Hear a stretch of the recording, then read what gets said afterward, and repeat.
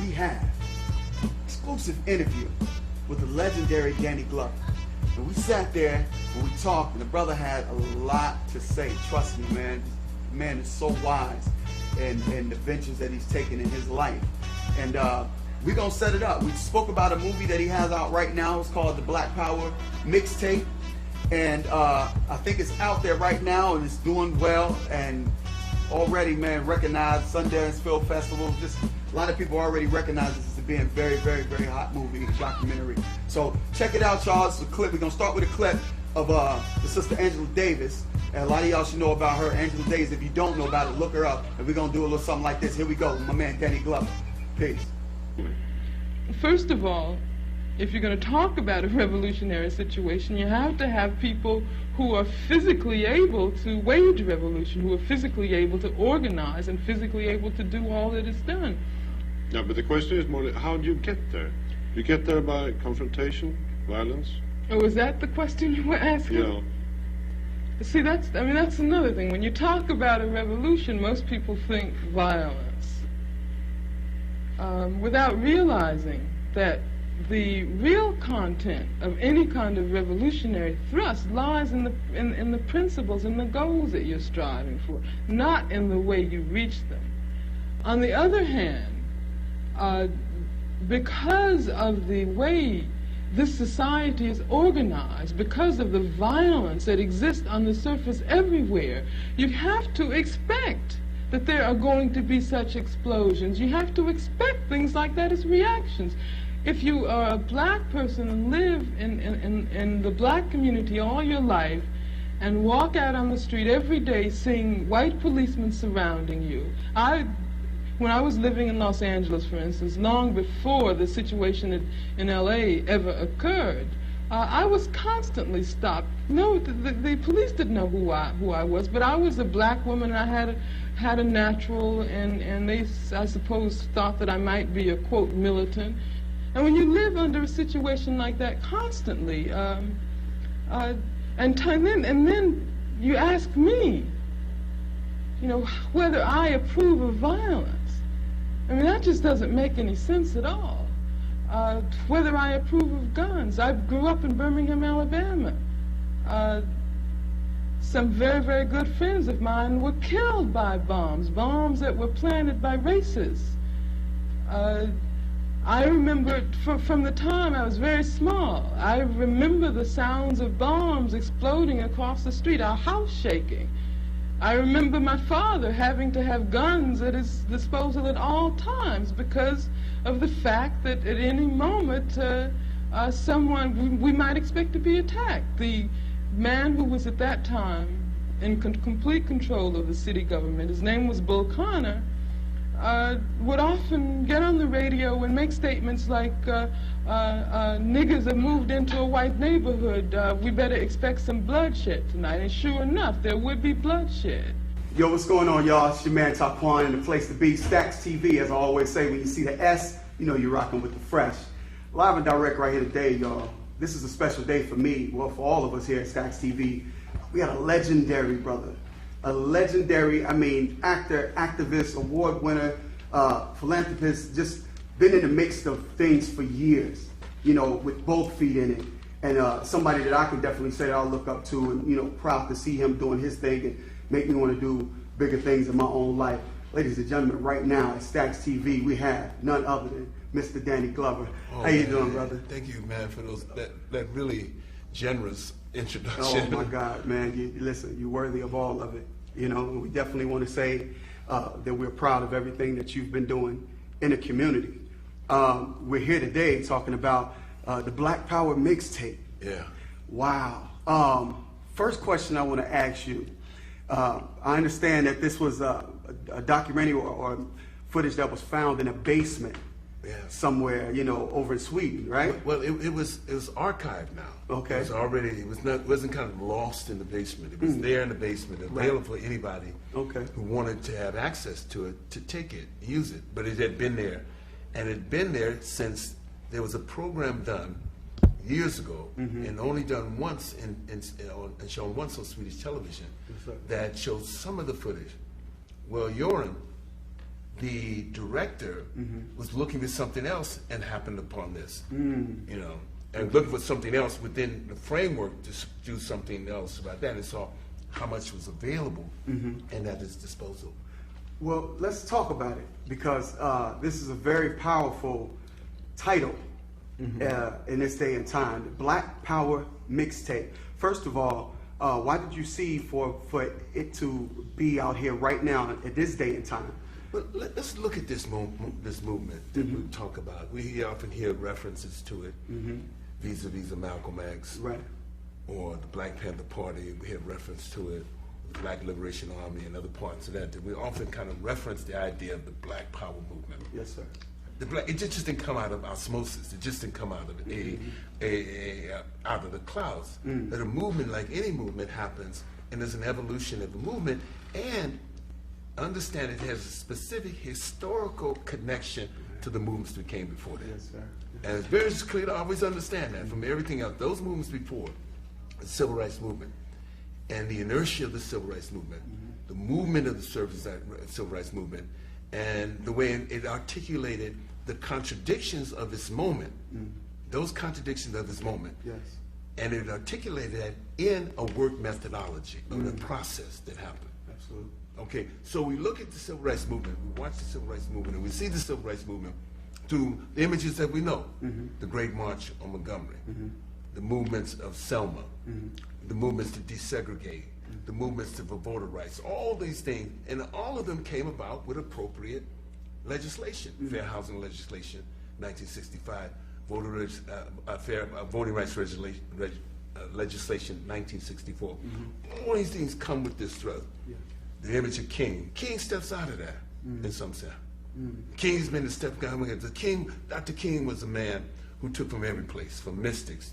One of his mentors was the great Howard Thurman, the great theologians of the 20th century. From everybody, from people from every part of the city, he took from them, used that, and listened, was able to articulate and shape those ideas within the context of the movement itself. And validated and gave value to those ideas within the context of the movement itself. So we have this movement happening and everything else. Then we have the war in Vietnam. King says in his speech Beyond Vietnam, how can I tell people in the streets of Detroit and the streets of Newark to be nonviolent to Vietnamese people, you know, be nonviolent when they use massive power against Vietnamese women and Vietnamese people. You know what I mean? Check this out. I was looking at it right now, where they become collateral damage in the war on terror. We're looking at it now with Afghanistan. We're always hearing about all the drone attacks and how they are indiscriminate when they attack and everything and kill others like that. So we look at these issues now, and you said that, and so we see the Black Power movement emerging out of a movement.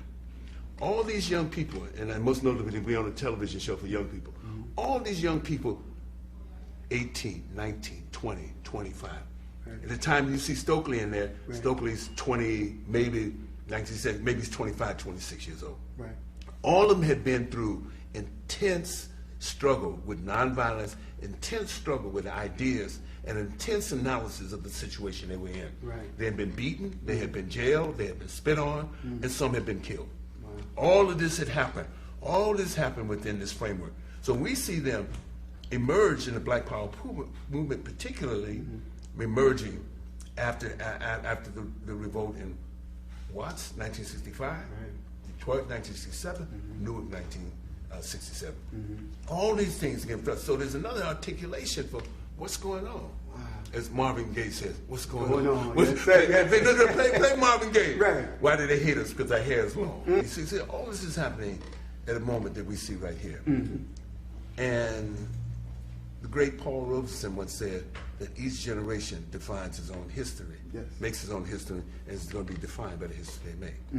So young people, basically, the movie is important to me for young people because the history of this first part of the 21st century, which is critical to history, change in some way, they're going to be the ones who articulate the change. But it's important, as you saw with these young people, these guys had an analysis. You know, they had analysis. They understood that the Panthers understood that if we're talking about engage in our community.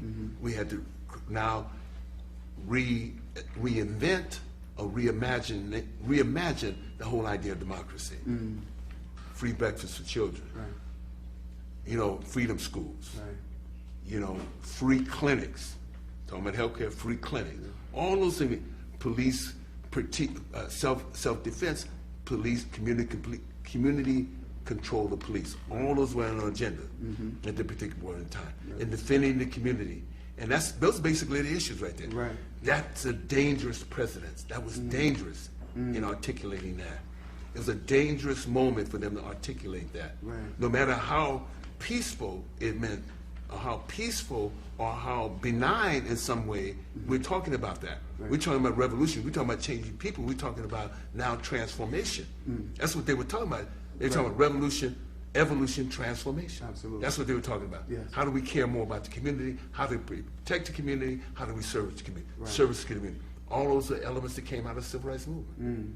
I wonder. So you have this kind of movement that now is forced because I believe what has happened is there's such a vicious attack on the movement itself. Yes. It had to demonize it. It had to criminalize it. It had to make it irrelevant in some sense, in that sense. And so you have a really strong tension that's happening in the community by community. And that tension was happening before them. Yeah. That tension was happening once King said, organize a poor people march. He was just moving just beyond black people.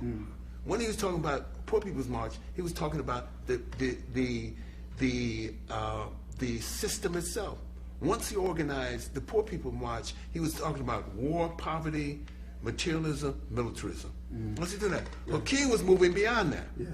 You know, moving on. It was not something that you get a few Negroes in key places and get them elected and get them a little bit of wealth. Right. It's about what do we do with the whole system. Absolutely. How do we commit ourselves to changing the system itself? Right. So here we are.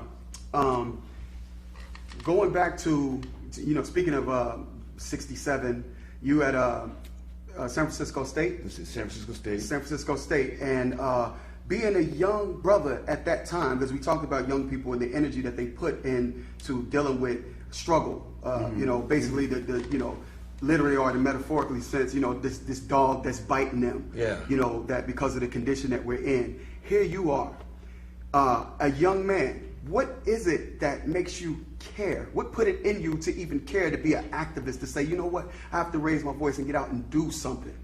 Well, it's the articulation of what all young people bring to it. Idealism, first of all. Absolutely. I mean, come with idea, but certainly young youth and idealism go hand in hand like this. That's the first thing. Right. And believing at the sense, since we had watched it, I'd watched it over the course of my life. When I was 9 years old, Montgomery bus boycott. Right. I watched people, and I would look at those people, that's who I wanted to be like. Those people I wanted to emulate. Right.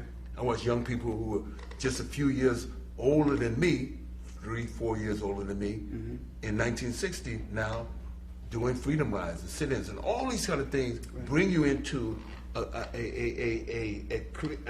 space to think about yourself in terms of that. Right. And all of us do. Most of us do. Most of us get caught up in the passion of it, being young. Let me ask you this: how have activist versus actor, have that ever collided at any point in your career, in your life? Well, I'm a citizen first. Okay. I'm an artist. First of all, I'm a father. Yes, sir. A grandfather. That's what I'm first. Yeah. I'm a citizen next. Right. I'm an artist after that. Okay. So from the first moment, my third grade teacher, who would come from Beaumont, Texas, when I was struggling with reading, and she understood I had a facility for math, she said, "I'm not interested in making just good students. I'm interested in making good citizens." So this is before Brown versus Board of Education, 1954. So she said, she saw some vision in the future and some idea of the future and possibility in the future. I'm interested in making good citizens. I'll never forget Miss Lumber when she said, I'm interested in making good citizens. Right. If you carry that through, my parents tried to be the best citizens they could. Not only the best parents they could, the best respond by being the best citizens they could. Yeah. That is the key to it. Right. So the word activist is attached to it. What I do, if I'm supporting and advocating equity within our system. I'm advocating healthcare, issues around global warming, issues around immigration, key issue, important issue. It's around the world, not just in this country, around the world, important issue around the immigration. And not only immigration, but deindustrialization that is happening in the country. Important issue. If I'm advocating it, I'm being a good citizen. Yes. You know? Yes. And then how does that marry into my art? In a sense, if I'm trying to be the best citizen I can be, I'm trying to be the best human being I can be. And as an artist, it's only a manifestation of who we are as human beings. So the art kind of, hopefully, and the choices I make, the way I understand people, is a reflection of that. So all those support each other, you know, in a way. Absolutely. I don't separate it no longer than I separate my life. I don't live in a gated community. I don't live in an exclusive community. There's a homeless shelter 4 blocks from my house. 7 blocks from my house is a substance abuse center, you know. It's been there. Right. I mean, it's part of the community I live in. Wow, let me real quick, this is the last question. I know we got to go. You're very busy. You're out here pounding the pavement. In this very, what I would say, a Noble-Cane-filled generation out here that may be far removed based on what's going on in this documentary, in the hip-hop generation, because you have the title mixtape mixed to it, I mean, attached to that name. And, you know, that's significant in what we are in the hip-hop generation, mixtape. What do you want this generation to take out of this, and what message can you give us? Because we know that there's a lot of separation within the generation. It's a generation gap going on here. You know, a couple generations here. Right, absolutely. Regular young people right here. Right, so to have that disconnection, what message can you give us here in the hip-hop world, StacksTV, and, you know, just let us know. It's something I believe June Jordan said. We're the change that we've been waiting for. Yes, sir. Yes, sir. We're the change. We're the agents of change. All these young men and women are just agents of change. Simply that. Okay. We can be agents of change. Right. That's what it is. You know, as long as we standing up and advocating and talking, using our art, using our role as citizens, understanding our relationship to community, understanding our relationship to not only community but our past relationship to the community. We're reimagining, I think, the instruments to maintain who we are as human beings, and to move forward in the evolution of who we are as human beings. Okay. I want to say thank you. I want to say one last thing. I done fixed that mailbox, so I know it's been messed with. My man Danny Glover right here, the legendary actor, activist from The Color Purple. You know him from all the movies, man. One of my favorite movies. Thank you for your time, man. God bless you. Keep doing what you're doing, man. That's a humbling experience for me, man. I mean, God is good. What else can I say, man? You know, to be able to have somebody that legendary on our show, it means so much to us over here at StacksTV. Please, y'all, look up the Black Power mixtape. It's the documentary, it's the movie that's out right now. So go online, blackpowermixtape, .com, or we will have it set up soon, so you can come to our website and get a link of where you can go and purchase this film. Very deep. I think it's something that a lot of people of our generation should share with our children, so basically they can know what they're taking into the future. And because as they say, if you don't know where you came from, you damn sure don't know where you're going. And that's what we try to be about right here at StacksTV, spreading that knowledge, you know what I'm saying? Knowledge, wealth. That's what it is, y'all. My man DJ Icy Ice in the place to be. We're going to give y'all one more video. We're going to come back. My man Matt Robinson, he's in the place to be. Live and direct right here. I am your man, Taquan. As I always say, when you see the S, you're rocking with the fresh, y'all. I want to say peace to all y'all that can tuning in this very special evening, y'all. Icy Ice, let's get them, kid. Ready or not, here I come. You can't hide. Gonna